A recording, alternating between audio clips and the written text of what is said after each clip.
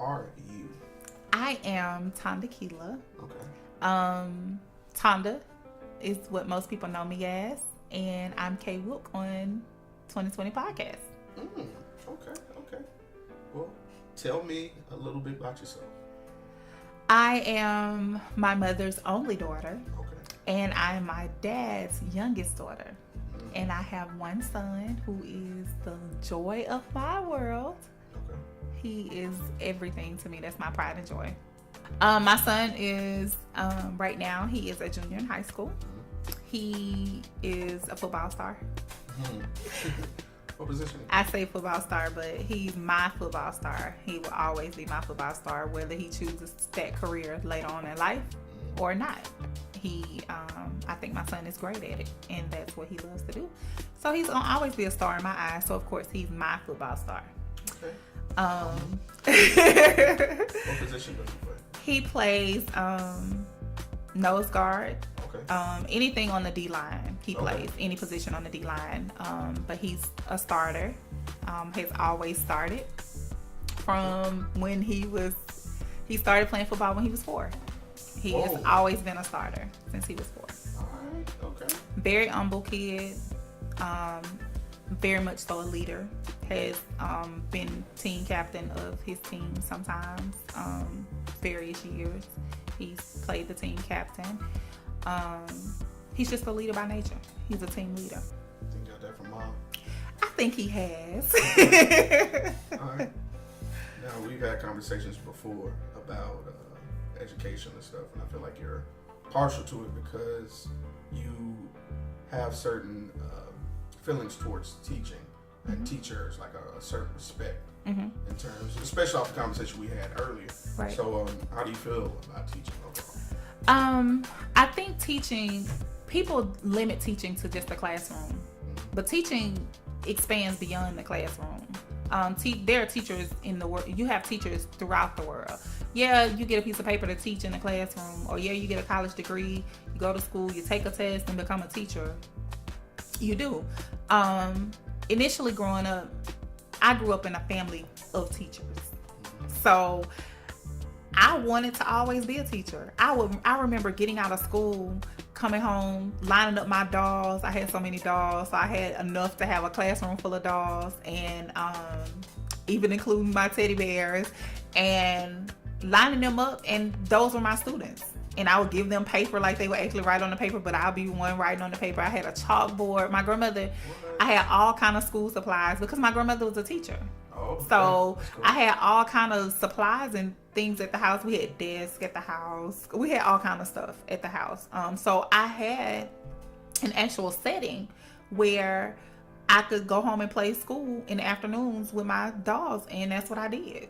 I would play schools. So growing up, I always wanted to be a teacher, but upon graduation, after exploring different options in high school, it changed. I wanted to become a speech pathologist.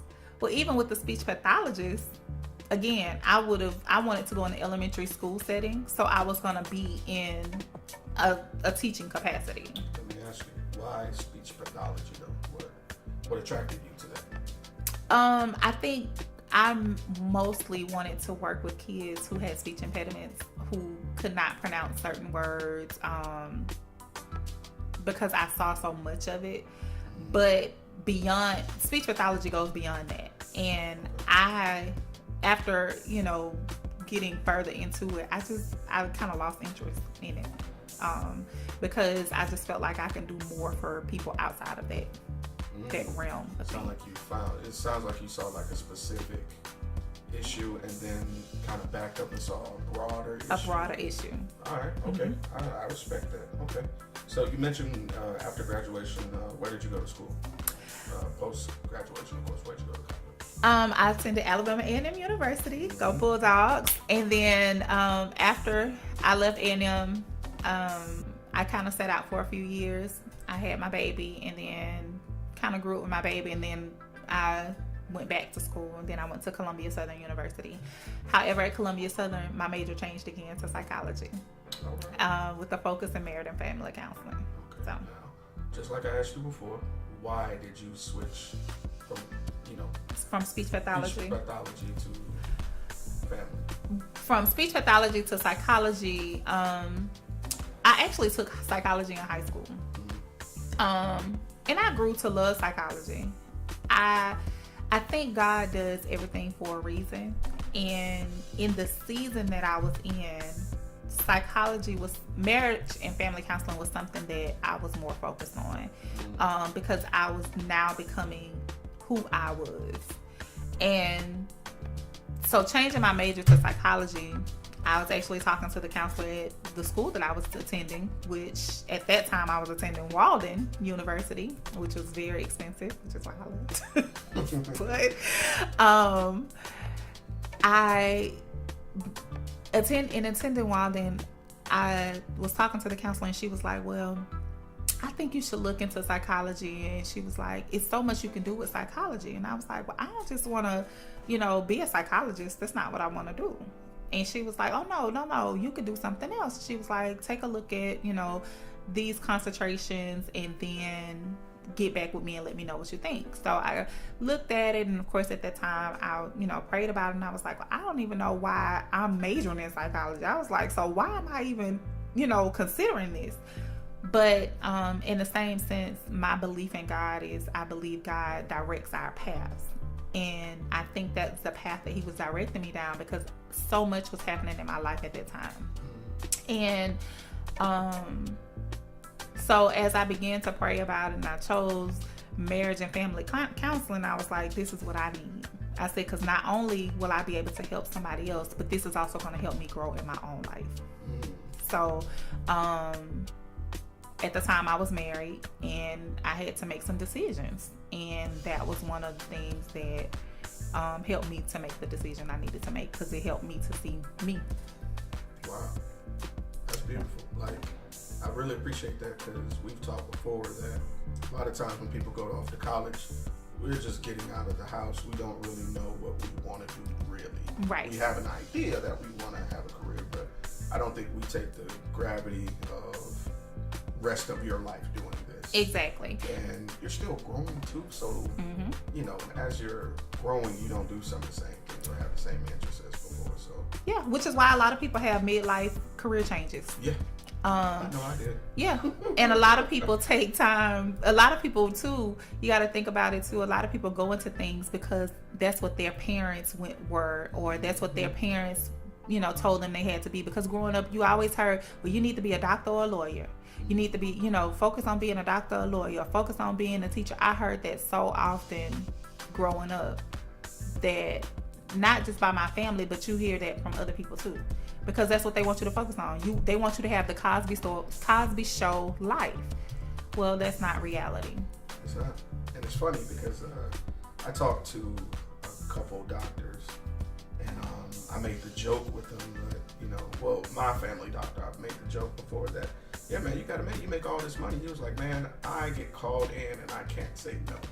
He was like, I try to spend time with my kids, but I can't because I have to go to come work here. He was like, sure, it pays the bills, but I'm just a bill payer. That's it. And that blew my mind hearing that from a doctor. Yeah. Yep. He was happily unhappy.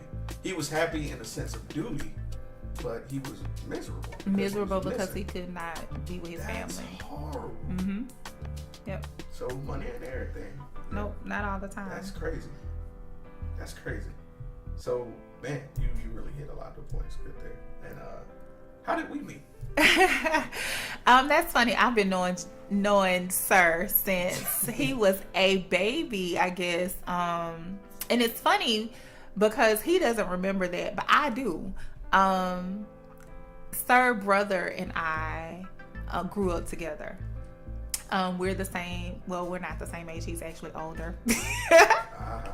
But they're all, older than I am. But I remember, kindergarten, his mom, and it's so crazy. I remember this story verbatim. My mom had an old station wagon, and your mom was walking your brother to school. And my mom got out because we had a gate around our house. So she got out to close the gate to the yard, but her station wagon was a stick shift. So she forgot to she put it in neutral, but the car still was rolling, and your mom jumped in the car and stopped the car. What? Yep, I remember that like it was yesterday, and that was we were kindergarten then. Why? I've never heard this story. Yep, we were kindergarten then. I'll never forget that day. She was walking down the street holding your brother's hand, and I think that day your brother got a ride to school with us, and I think he may have gotten rides after that too. But I'll never forget that day. That's crazy. Yep, we were all young. So I've been knowing you a very, very long time. Yeah. A very, very long time. And it's funny because even your brother and I ended up becoming best friends, of course. And he was, my escort when I made my debut. And yeah, I didn't know that. Yeah. I didn't know this stuff. Yep. Wow. That's cool. Oh man, that's awesome. That's awesome. Well, naturally, I reached out to you, and I always ask, because the way I reached out to you was purely God said it had to be, because I had been following you on Facebook, and I saw the questions you post all the time. I'm like, man, she really be doing it. Because I would post those, but I wouldn't get the reactions that you did. Right. And I wasn't as precise as you was. Like, you was back to back, back to back, back to back. So I was like, let me just ask. And I knew you was going to say no. I just had it in my mind that when I asked you to do a podcast with me, I was like, this girl going to say no, but just send it to her. And you said yes. You responded almost immediately. And it's interesting because you were the second person to ask me. Favored. So I think that really was God sent, because the first person that asked me, I really had never thought about it. I never thought. I just wanted to write, do my blog, and that was it. And I never thought about doing a podcast. Never really focused on listening to a lot of podcasts, and then that kind of got me interested. So the only podcast I used to listen to all the time was The Breakfast Club. And at that time, I never knew it really was a podcast. I just thought it was a radio show. And it was really a podcast. Yeah. Started small and grew. It grew and grew, exactly, which is what 2020 is going to do. So y'all better be on the lookout. We next. That I was literally about to ask that, so what's next? The next thing is for us to take it to the next realm. And the next realm is we're gonna move up. We're gonna be where the Breakfast Club is. The overall goal is to get to where the Breakfast Club is. Right now we are, ordinary people doing extraordinary things. But our slogan is we're having ordinary conversation with extraordinary people. So if we're gonna be extraordinary, we gotta reach for the stars. We gotta reach for those people that are up there. Right now, we're having great conversation with people that are in our area, but we want to reach beyond our area, and it's coming faster than we think. It's actually here. It's actually here. So y'all be on the lookout, because we are about to go beyond where we are now.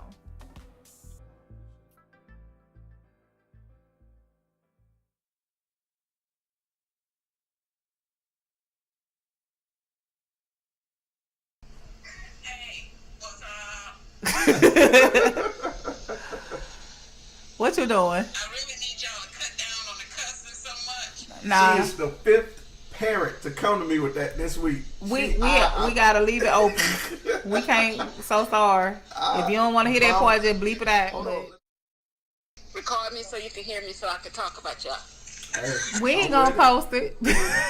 I'm with it. Jeremy, you want to stay in my family, you better be nice and post whatever I say. Jeremy I sure always will. in our family. Yes, ma'am. I sure will.